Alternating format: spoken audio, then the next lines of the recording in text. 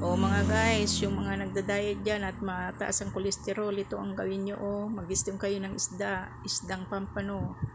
Ang gawin nyo lang, hiwa-hiwain nyo yung ganyan, tapos lagyan nyo siya ng asin at paminta. I-rub nyo lang dun sa loob at labas ng isda. Ganyan lang gawin nyo. Tapos magdikdik kayo ng luya, ibuhos nyo sa loob at labas. Tapos yung pinagdikdikan nyo, pwede nyo ilagay dun sa loob niya para pampaalis lansa. Ngayon, kung nagustuhan mo itong video kong ito, mag-like and share ka naman at huwag mong kalimutang pindutin ang subscribe button.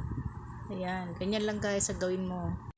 Maghiwa ka lang ng kamatis, luya, saka onion leaves. Ayan, ilagay mo na sa ibabaw. Tapos i-steam mo na.